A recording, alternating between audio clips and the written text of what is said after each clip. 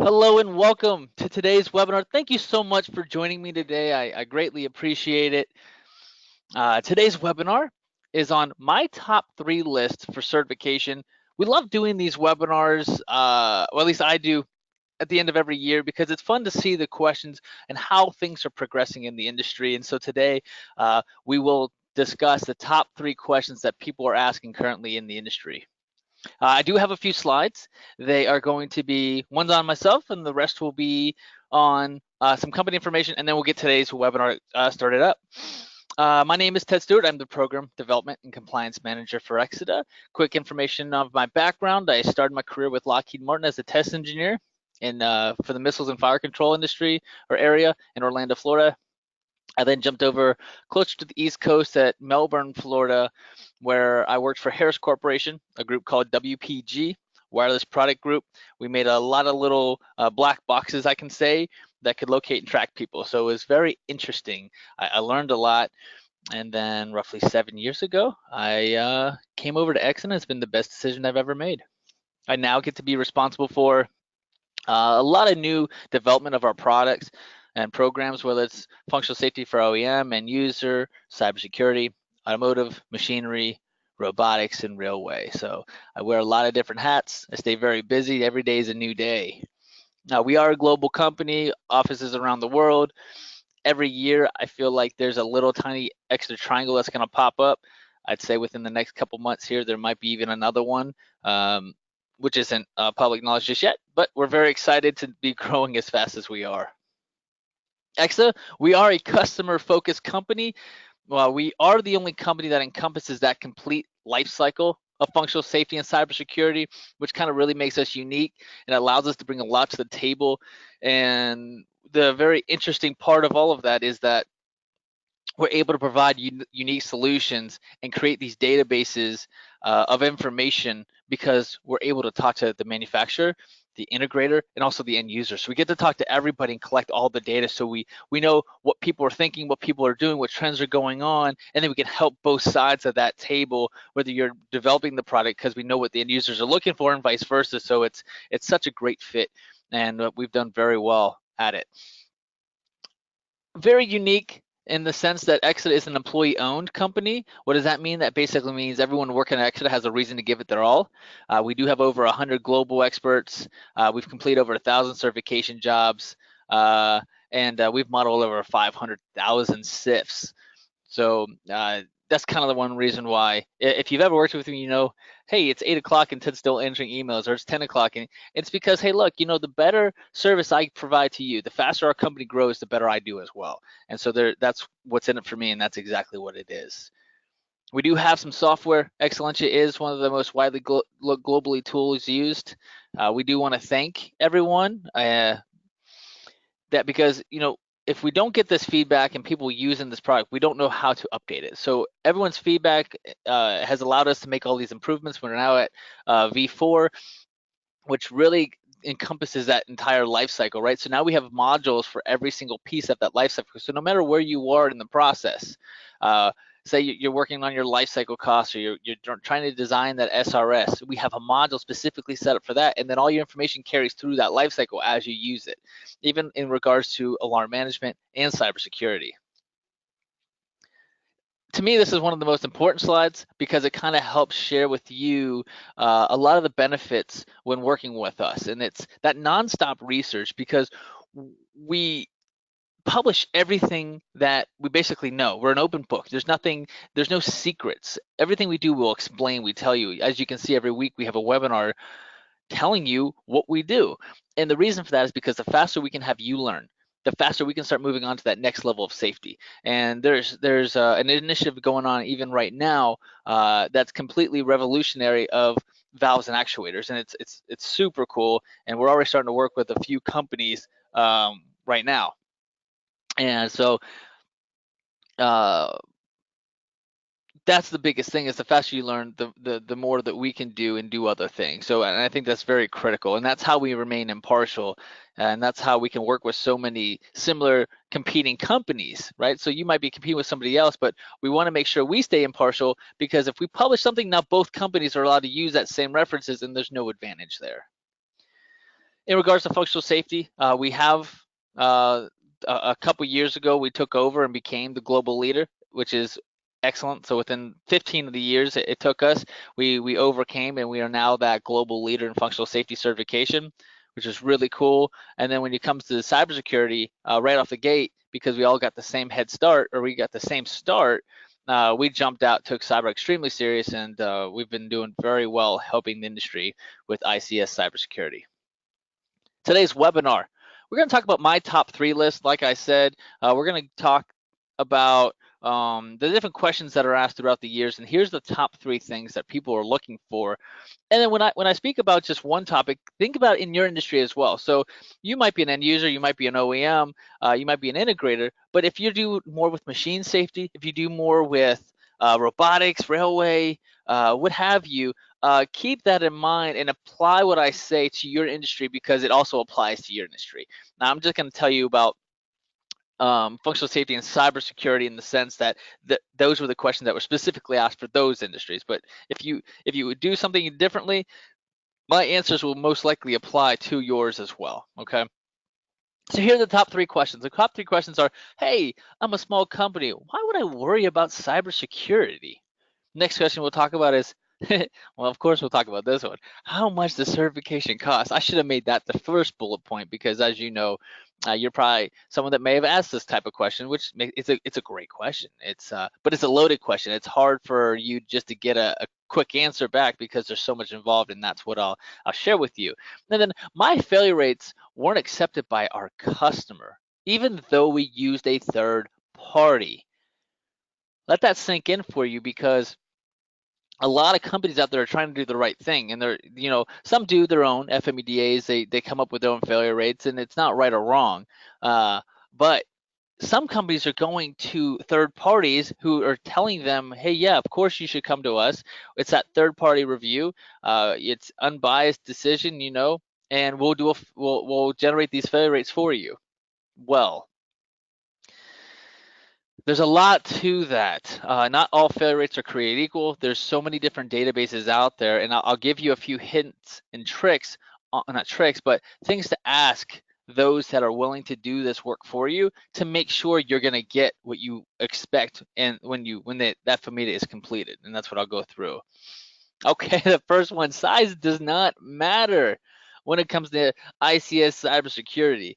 Why do I say this? Because look, cybersecurity incidences, they're not all targeted, okay? And what do I mean by that? I mean, look, you could be almost an innocent bystander, where somebody's going after somebody else on this cyber attack, and you have no protection. So guess what? You get infiltrated as well. You get hacked in the process, and they don't even care about you.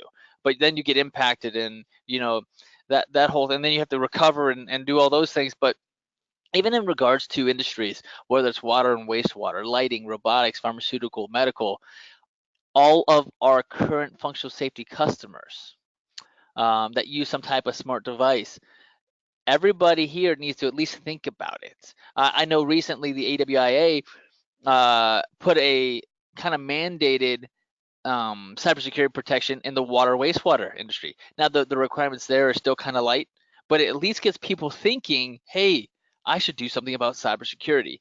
And I know in 2020, everyone, it doesn't even matter how large or small your organization is. If you're in the water wastewater group, you now have to meet this new mandate, or this new requirement that the IWIA put in place. So you can see it's not going to go away. It's only going to increase. So I've always suggested to people, there's so many things out there right now that you can do that don't even cost anything. You may as well start putting those things in place, because it's a matter of time where you're going to have to do it anyways. So why not take steps instead of trying to do everything at once, right? And make this tremendous large effort. So get that cyber assessment done.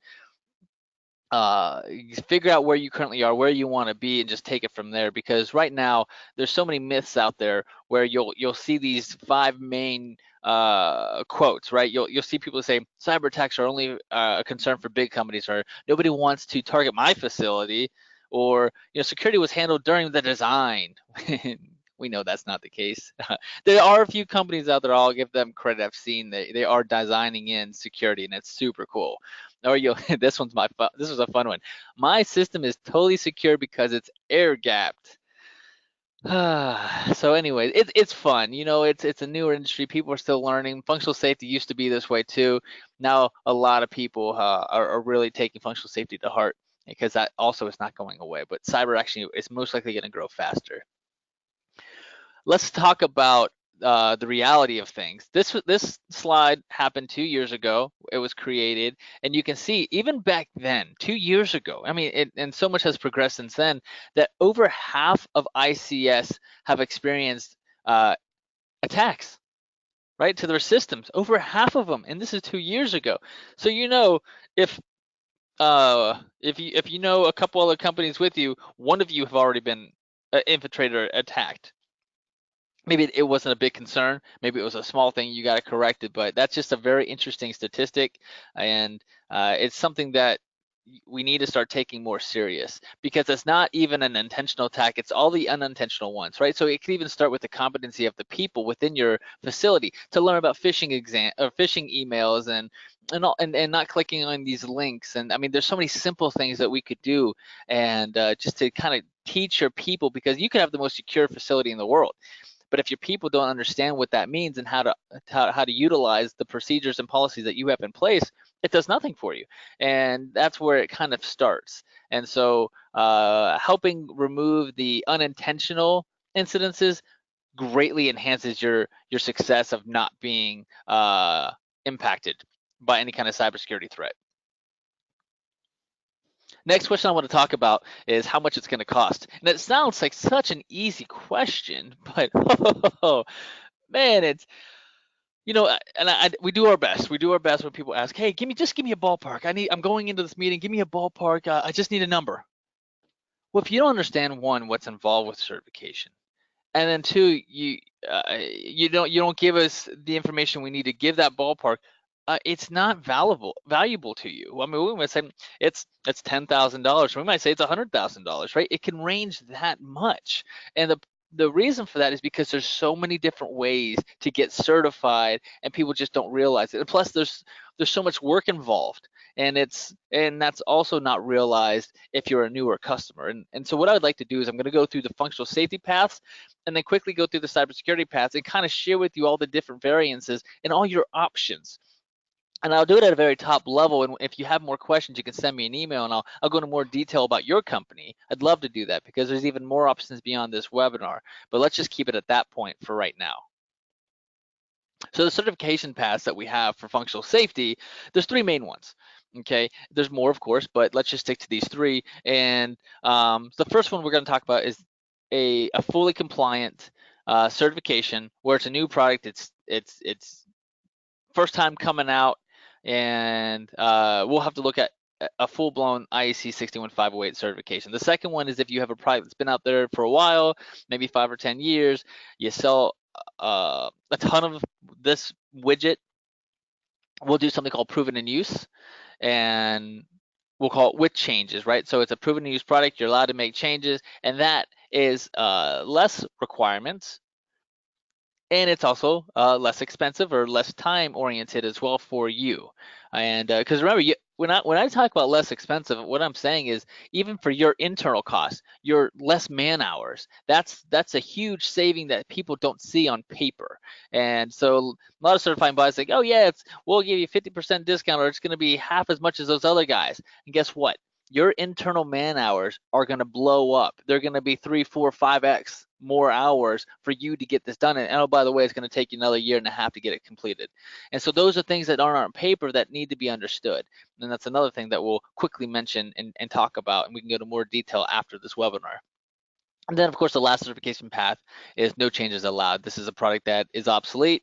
It's maybe you don't need to make any changes to it, or maybe the complete opposite. Maybe it's a great product. You are going to make changes, but hey, by the way, you have a huge customer order coming up, and you need to have one certain software version certified, or you know you're gonna make changes later, but let's just get this certification out the door and let's move forward. And this is the quickest way to get through something like that. And that would be that third option. So like I said, there's so many different things that you can do. And when you look at the first one, which is that full-blown certification, you do that full hardware failure analysis. If it's a new design, it's going to have to follow the design process requirements of 61508 for whatever SIL target you're looking for. You'll need to provide, if it's a smart device, right, you like module testing, and you have to share with us your design process and confirm that that SRS you created at the beginning is exactly what the outcome was of that product after the design and after the implementation. Now you'll need a safety manual to make sure and explain how to use this product in a safe way, right, for that system level. And so that is probably the most time-consuming one. It's the most work for both parties. It's internal costs will probably be a little bit higher. Why? Because it's a lot of work. But the great news is, like I said before, because we publish all of our information, is we can say, hey, by the way, go to chapter 15. This will help you through this section, right? And it's fair to do because it's something it's public knowledge, it's public domain, and we're not implicating our impartiality because it's something everyone has access to. And that's another benefit, of course, with using exas, because we have all this reference material that we can point you to. And others would just have to say, sorry, try and figure it out. Let us know when you have it complete. And you're like, dang, I don't know. I don't know where to go from here. The next part is, if you have that product, like I said, that's proven in use, you still do that design. It has to have that whole full hardware failure analysis, right, for the FMEDA. Now, but what happens on the systematic side is you don't have to worry about tool justification. There's some other areas where your design procedures don't have to be fully compliant. Why? Because now you're sending us your shipment and return information. As long as you take great records of this information, you're gonna be okay, right? But you can't be proven in use and say, oh yeah, I don't know how these products failed, or yeah, I don't know how many we shipped so far. If that happens, we're gonna have to go back to option one and do a full certification. All right, so keep that in mind. But this, less time, less money, it proven in use is definitely a better fit if you're able to do something like this. However, don't delay your project just because you're trying to, let me wait 5 years and get it certified. You might miss the boat. They're now certification, SIL certification is now something that you're going to see on the RFPs, right? The request for proposals. You're going to see it all day long. So make sure that you're ready for that. Here's that option 3. As you can see, even more red little crossouts are shown all over here. If it's a product that you're not going to change, guess what? You don't need a change procedure. You don't need an impact analysis. We're not worried about your design documentation. We're not worried about your FSM plan. Why? Because this product is one that once we certify it, it's frozen in time. If you make changes, any changes that you make will not be in part of this certification. And so that's why we say if you have a product that will never change, it's a legacy product, it may go in end of use, end of life, but you still have people buying this thing like hotcakes, then yeah, this makes perfect sense. So you're trying to get yourself out in the market right away. Hey, this makes a lot of sense too. And guess what? Maybe you want to take a year after you get this done and recertify yourself to a different option that you can make changes. Absolutely, we can do that. And you can do it at a discounted rate as well once you go through this process. So there's a lot of fun things that you can do, but I just want to make sure people understanding all these different options. So when you say, hey, how much is it going to cost? Well, this is just one set of questions that we'll be asking before we can even give you somewhat of a ballpark, right? Because then there's other choices where, is it a type A or type B product? Is it a smart device or a non-smart device? And so, there's a lot of things. We do have an application where people could fill out, and then we can get them a better answer as well by just off of that. And then to add one more layer to this is actually a piece that is becoming more and more common, and that's this a la carte approach. And what that means is we're saying, look, there's so many functional safety experts out there that are doing such a phenomenal job that, hey, they can do this work, and then we can just review it, right? So the third party, our requirements is we must review your hardware capability, we have to review the requirements for your systematic capability, and then we issue the assessment report and the certificate, right? And we make that public knowledge, and we confirm to the world on SAEL, on this website called SAEL, that it is a valid certificate. And so if you have a functional safety expert within your organization, they can do that HAZOP, they can do that FMEDA, they can create their safety case, they can do all these pieces, and then we can just do the review and you can get certification. And that's actually another difference between us and some other certifying bodies is some certifying bodies assume you're doing all the work and they just give you the lowest cost. And that's okay if you understand what you're looking at. And we used to just do turnkey solutions, which basically means we'll do all the work for you, we'll ask you some questions, and then we'll fill in all the gaps and get it all done, right?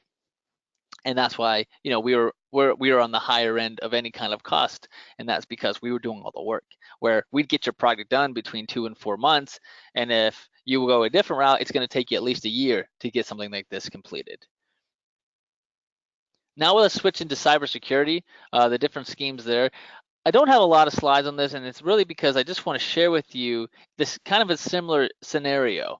Okay, so in cybersecurity, right, you go for a security level or you can go for a maturity level.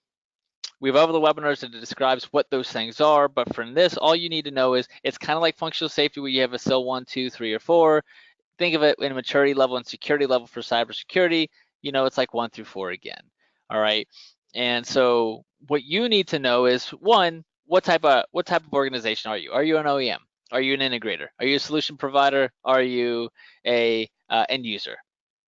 Right. And so those are some things that you need to think about, because depending on what organization or what type of company you are, you go a different route for these types of certification. There's going to be different pieces of that standard that are going to apply to you. For example, if you do a product certification, we're going to look at IAC 62443 4-1, and we'll look at IAC 62443 4-2.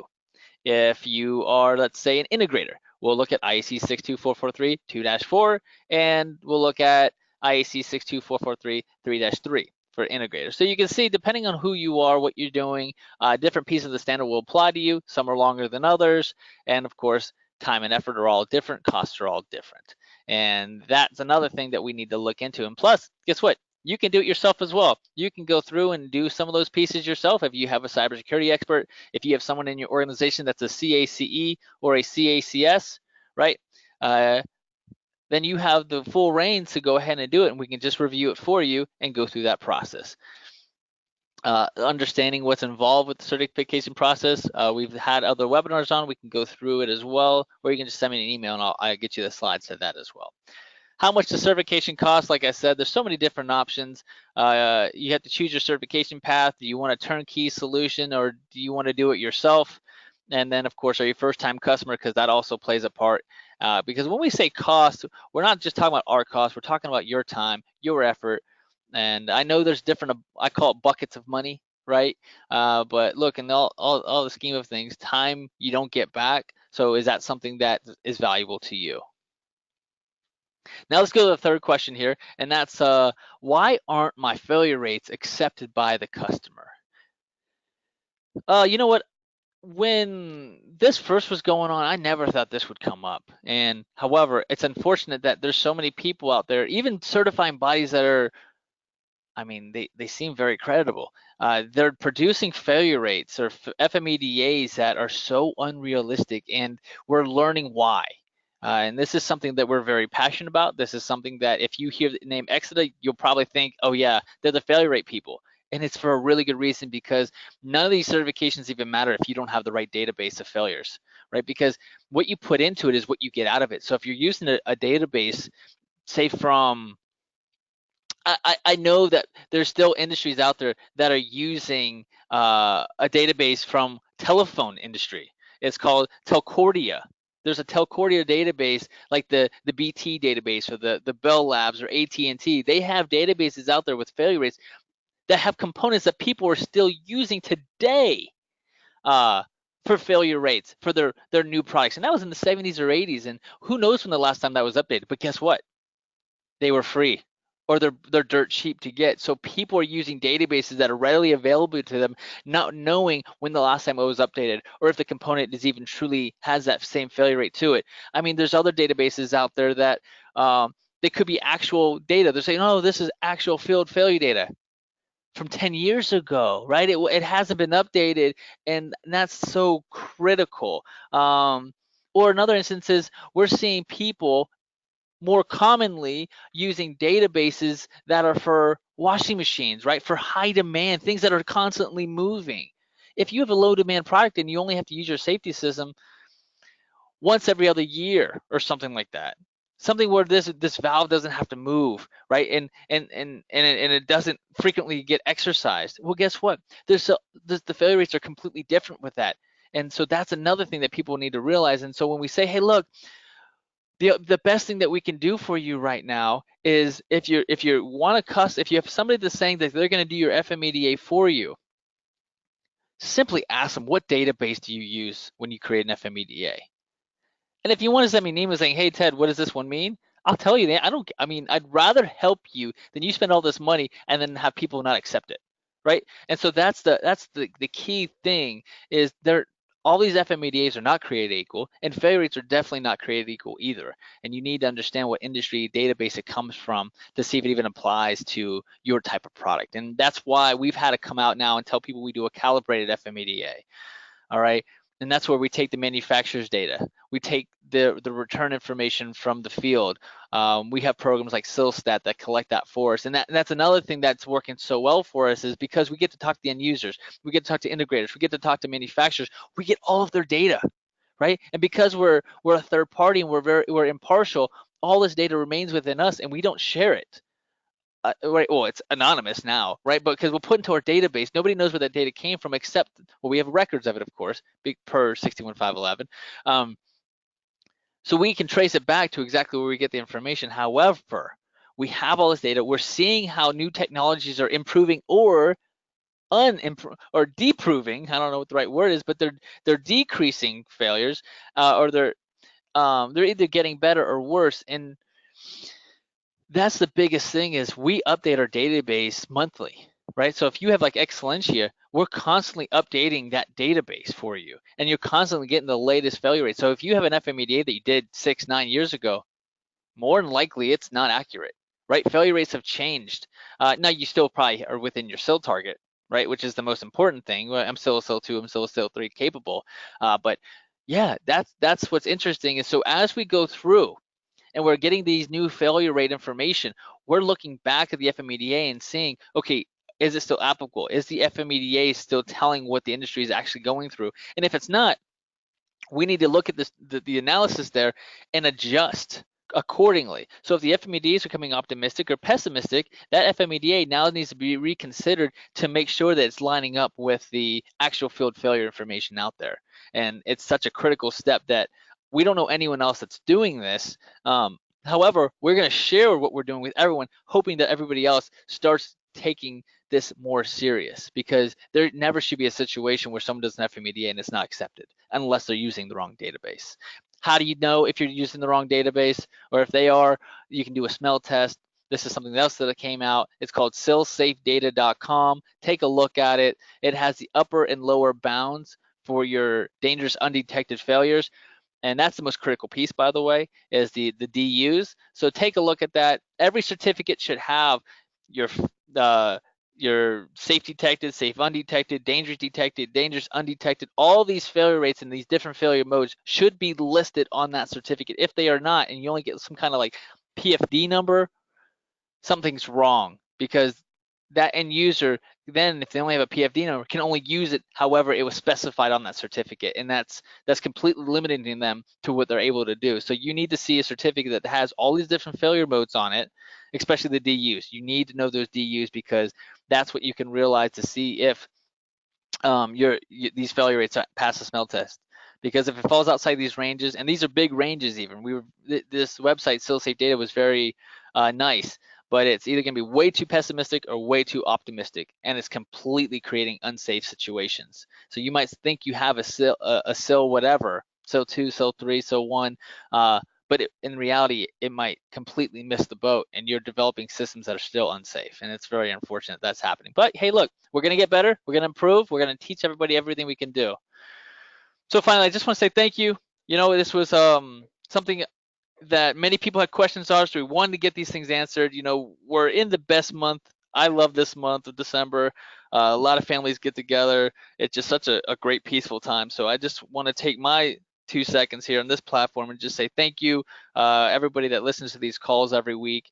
And it's been a pleasure helping everyone. And yeah, let's see how 2020 goes. So thank you so much. Like I said, I really appreciate everybody. I got 2 quick slides here, and I'll go through questions. But if you're looking at training, more trainings are popping up. We got more instructors, and it's been really great. We're getting awesome feedback. I love in-person trainings, and that's what these ones are. If you're looking for something more online, we're getting a larger and larger and larger online platform. There's been some really great improvements this year. Our training manager, Jatana Wasserman, has really taken the reins on this and has been really pushing more online stuff. So you can thank her. And yeah, so as you can see, there's 2 more that are coming soon. If you want to know more information, please take this serious as well. The different platforms here, whether you're a Twitter user, a Facebook user, a LinkedIn user, join just one of them at least. Yeah, you might get 1 or 2 more posts. But look, every post that we do is because we're telling you, hey, this new thing is coming out, or hey, we're going in this direction. So it's only going to help you to stay in the loop, to learn a lot of things that we're doing, to give you that free information. And so yeah, take a look at that. Just join one of them is all I try and say. If you got any suggestions on webinar topics, please send them to academy@exida.com. We'll take a look at it, see if we can implement it into our 2020 schedule. Because look, we do this every week, and sometimes it's hard for us to think of a new topic. So if you get one, let me know, and let's see if we can't put a presentation together for you. Okay. Well, thank you so much. I appreciate it. That is my email in front of you, tstewart@exida.com. If you got questions on this webinar or anything in general, let me know. I'll get you in the right hands of the right people. Of course, you can go to the website, reference material, white papers, YouTube channel. This webinar is being recorded.